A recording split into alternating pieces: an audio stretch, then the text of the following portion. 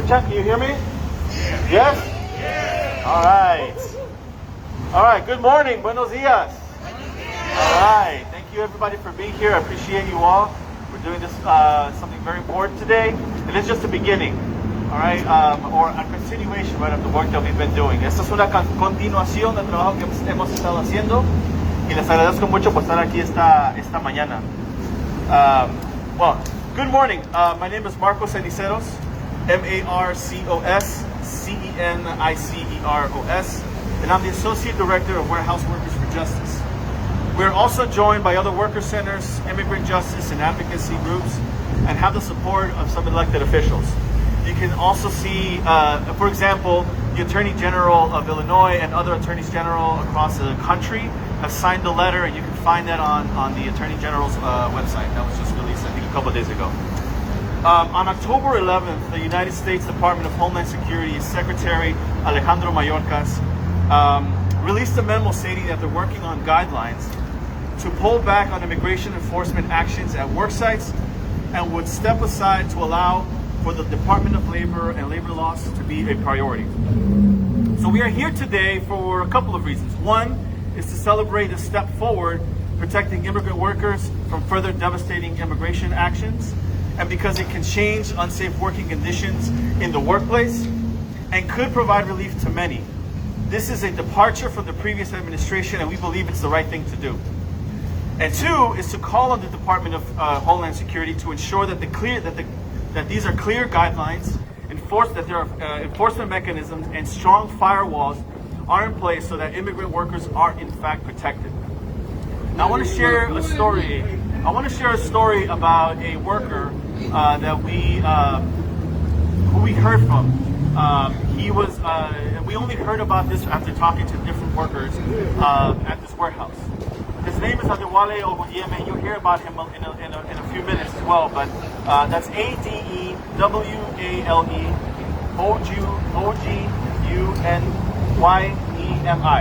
He was an immigrant worker at an industrial bakery called Rich Products in Crestville. He was killed by a conveyor belt on July 20th and laid to rest in September, with his family still in Nigeria. They weren't able to visit him, and they have not been able to visit his grave either. Workers are and continue to be scared to speak up about unsafe working conditions over fear of retaliation from their employers. Unsafe working conditions like poor to no training, no PPE, poor safety protocols, affected coworkers without letting them know, and much more. Employers often use or threaten to use the ICE hotline to report undocumented workers.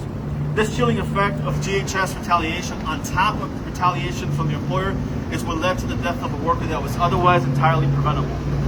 The DHS memo from Secretary Mayorkas in October is a big step forward, but without the proper, clear, and strong guidelines, this could prevent workers from actually taking advantage of it and prevent state and local labor enforcement agencies from addressing the issue.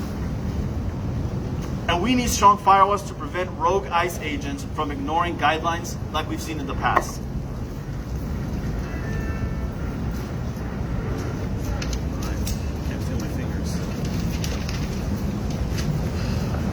We need these and all other workers to feel safe in stepping forward to talk about unsafe working conditions and healthy investigations by labor enforcement agencies. We're talking about important and essential workers that helped and are helping move the economy during the pandemic. Warehouse workers were some of the hardest hit workers with infections during the pandemic, and many employers are taking advantage of them. This needs to stop. This will also bring us closer to ensuring that no more incidents like Adewale's sad and preventable death. So now I'm going to say some of these remarks in Spanish. Ahora voy a repetir algunas de estas cosas en español. Buenos días, mi nombre es Marcos Ceniceros, soy el director asociado de Warehouse Workers for Justice. También nos acompañan otros centros de trabajadores, grupos de defensa y justicia migrantes, y contamos con el apoyo de algunos funcionarios electos. El 11 de octubre, el secretario del Departamento de Seguridad Nacional de los Estados Unidos, Alejandro Mayorkas, publicó un memorando que indica que están trabajando en reglas para retirar las acciones de aplicación de la ley de migración y en los lugares de trabajo y que se harían a un lado para permitir que el Departamento de Trabajo y Leyes Laborales sea una prioridad. Estamos aquí hoy para, uno, celebrar este paso hacia la protección de los trabajadores inmigrantes de más devastadoras acciones migratorias, porque esto puede cambiar las condiciones de trabajo inseguras y porque también puede traer un poco de alivio a muchas familias. Esta es una desviación de la administración anterior y creemos que es lo correcto. También estamos aquí, dos, para pedir que el Departamento de Seguridad Nacional asegure que existan las reglas adecuadas y los mecanismos de aplicación para los trabajadores, para que los trabajadores estén realmente protegidos.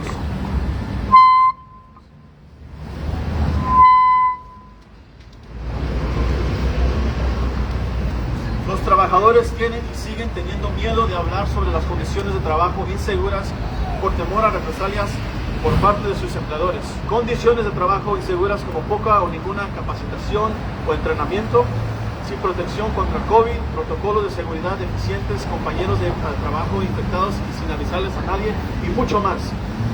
Los empleadores a menudo usan y amenazan con usar a ICE para denunciar a los trabajadores indocumentados.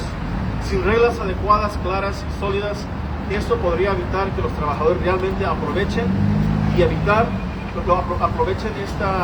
reglas y evitar que las agencias de cumplimiento laboral estatales y locales aborden el problema de estas condiciones. Estamos hablando de trabajadores importantes y esenciales que ayudaron y aún siguen ayudando que la economía se mueva durante la pandemia. Tenemos que proteger a estos trabajadores esenciales y a todos los demás. Ahora, para hablar de su experiencia, un poco les presento a la señora Genoveva Ramírez. Pásense. Okay, hold on, just give me 1 second. Hold on, just give me 1 second.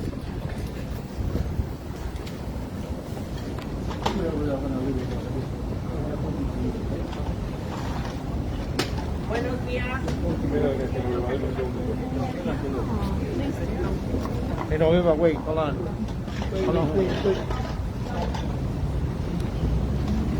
Buenos días a Espérate. todos. Wait, November. Hold on.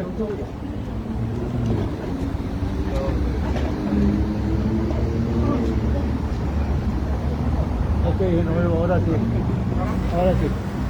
¿Ya? ¿Todavía? Por favor. Todavía acabo de llegar un segundo. Gracias a todos. ¿Ya? Ok, ándale, ya. Buenos días a todos, compañeros. Qué bueno que están aquí, qué bueno que estamos aquí todos reunidos y seguir apoyando. Como dijo Marco, yo les voy a platicar un poquito de mi historia, de lo que a mí me pasó. Viene siendo algo parecido con el memo que sacó Mallorca. Yo trabajo de noche y un día saliendo de trabajar en la madrugada me paró la policía. Me dijo que porque no había puesto una direccional y él mismo me entregó a migración. Mi lucha viene desde entonces, hace 8 años, yo todavía sigo en la lucha. Compañeros, tenemos que seguir apoyando y apoyándonos y hacer que este Mallorca respete, hacer lo que respete lo que dice, porque muchas veces no han respetado y siguen deportando a mucha gente. Tenemos que apoyarnos y seguir, que siga él con las reglas que él mismo está prometiendo. Entonces, para que nuestras familias y nosotros como trabajadores esenciales que seguimos en la lucha y seguimos con esta pandemia, seguimos en lo mismo, como decía Marcos, en nuestros lugares de trabajo han salido mucha gente infectada y no nos avisan. Nosotros nos damos cuenta porque la gente falta trabajar, pero nunca se nos avisa cuando alguien está infectado. También, pues, ese memo que sacaron, tenemos que hacer lo que se respete por el bien de nuestras familias y seguir apoyándonos. Tenemos, yo en mi lucha le doy muchas gracias a ORCA, a mi organización, a Paso, a mis abogados, a toda la gente que me vino a apoyar y así seguimos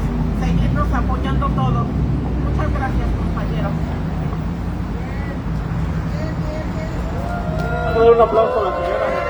Gracias, señora.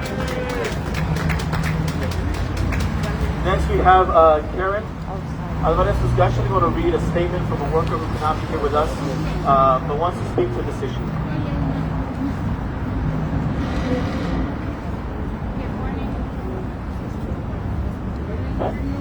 Good morning. I'm the co-organizer with Warehouse Workers for Justice, and I will be reading a statement of a worker who would like to remain in some way anonymous and not be seen. Her name is Mical Aviton, and she is a worker who has struggled with immigration in her workplace. And her statement goes like this. I am a mother, a wife, a friend. I was born in Israel. I came to the United States with a visa authorization that eventually expired. I knew that I had to take care of myself and find a job. I didn't realize that for the next 3 years working for a company would bring so much pain for me. My employer would often tell me and my coworker that I was undocumented and that other people that were undocumented risked their status here so that he would protect us. He threatened us often and scared us away from leaving the company due to our status and retaliation. I witnessed my coworker being mistreated often. He lost his mother and asked to leave early to go see his family at the hospital. His request was denied, and he was told that if he left, that he should not come back. He was fired after that. From that point on, I knew that I had to follow the rules or risk being fired. Later, I became pregnant, and I still kept up with my workload and demands. One morning, I felt sick with severe cramping. I began spotting. I notified my supervisor and advised I needed to leave for medical attention. I was told I could not leave due to not having any sick days, but we never had sick days of vacation. I was told I could not leave due to productivity expectations. I was also a top producer in my department. I was told I could not leave, otherwise it would cost me my job. I remember my coworker who was fired during the most painful time of his life. I stayed and I worked. I began bleeding through my clothing. My coworker saw. I knew that I wanted to speak up or offer some type of support. Everyone was too afraid, including me. No one was my voice.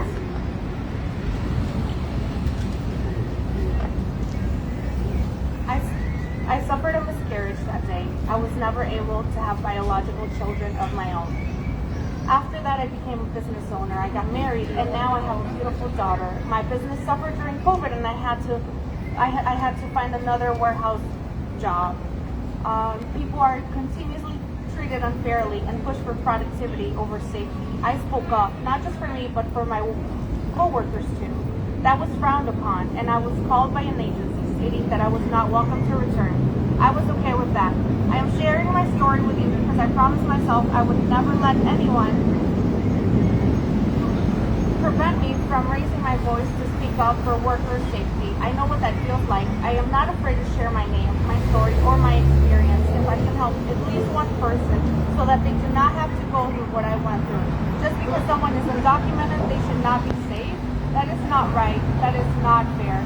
Thank you for listening to my experience. Please be kind to others and treat all people with respect. Did you say in Spanish, please? Mi nombre es Karen Álvarez, soy una organizadora con Warehouse Workers for Justice y este es un escrito de una trabajadora que se llama Mical Aviton. Ella es de Israel. Ella cuenta su historia. Nos dice que es una madre, una esposa, una amiga y que como muchos trabajadores vino a los Estados Unidos y dejó que su visa expirara. Trató de conseguir trabajo y su empleador la amenazaba a ella y a otros empleados inmigrantes. No les dejaba salir cuando tenían emergencias médicas y les amenazaba con que iba a deportarlos con ICE. Uno de sus trabajadores, amigos, el día que murió su madre pidió permiso para salir de trabajo y este permiso fue negado. El empleador le dijo que en el hospital había seguridad, que los denunciaría a ICE. Entonces ella aprendió que estas eran las reglas del trabajo. Después de meses de trabajar ahí, ella se embarazó. Un día ella amaneció sangrando y manchando su ropa y pidió permiso para poder tener esa atención médica. El empleador le negó este permiso ya que ella no tenía días de enfermedad ni de vacaciones. Entonces todo el día sangró y manchó su ropa, sus compañeros pudieron darse cuenta de lo que estaba pasando, pero nadie podía abogar por ella. Ese día, Mical tuvo un miscarriage, perdió a su bebé y por causa de ese accidente jamás pudo ser madre biológica. Después de años, ella pudo empezar su propio negocio, se pudo casar y pudo adoptar a una hija.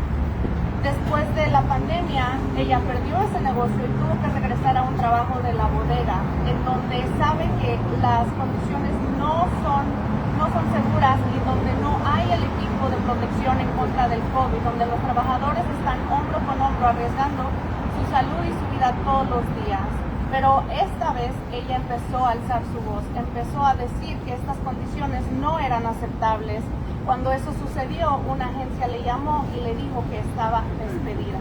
Ella quiere compartir este testimonio para que los trabajadores tengan condiciones justas y aunque no tengan documentos, tengan los derechos que todos los demás tienen. Por esta razón, ella ha compartido su experiencia y su testimonio para que ningún trabajador tenga que sufrir lo que ella ha sufrido.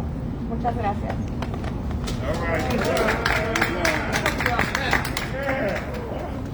Thank you, Karen. Now I'm going to ask Masika Alem from United African Organization. Good morning. My name is Fatika Alem, and I am with the United African Organization. We're a coalition of African community-based organizations promoting social and economic justice, civic participation, and empowerment of African immigrants and refugees in Illinois. UAO is also a member of ICER. Immigration is a black issue. Workers' rights is a black issue. And it is with our members, many of whom are black immigrant workers, where these issues come together and are brought to the forefront, often because of a tragedy. On July 20th, Adewale Ogunyemi, a temporary worker from Nigeria, tragically lost his life in a preventable workplace incident at Rich Foods in Crestville, Illinois. Wale, a father, a son, a brother, a friend.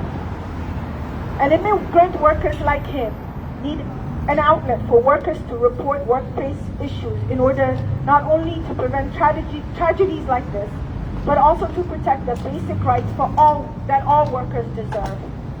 Removing the fear of retaliation, removing the fear that reporting a workplace safety issue could result in ICE agents being sicked on them is important in ensuring workplace safety for all. That DHS is willing to put forward new policies that support the enforcement of labor and employment laws is a step in the right direction. But guidelines alone do not protect workers, and guidelines alone do not prevent workplace tragedies. At the end of the day, changing the way ICE conducts enforcement does not change the root issue. Immigration enforcement tears communities apart and disproportionately hurts black migrants, period. President Biden must start to truly separate himself from his predecessors by relying on a racist criminal legal system that already explicitly targets black communities, and by continuing to prioritize enforcement, ICE continues to disproportionately impact black immigrants and their families. Ultimately, we need permanent solutions we can count on. A pathway to citizenship for all 11 million people without status is what our families need, and Congress can get that done this year. Congress, it's time for you to pass a pathway to citizenship to ensure permanent protections for immigrants and workers. President Biden, it's time to truly break from your predecessors. End harsh immigration enforcement both inside and outside the workplace and keep our families safe. We need action from President Biden and Congress, and that means nothing less than an end to ICE detention and an immediate pathway to citizenship. Thank you.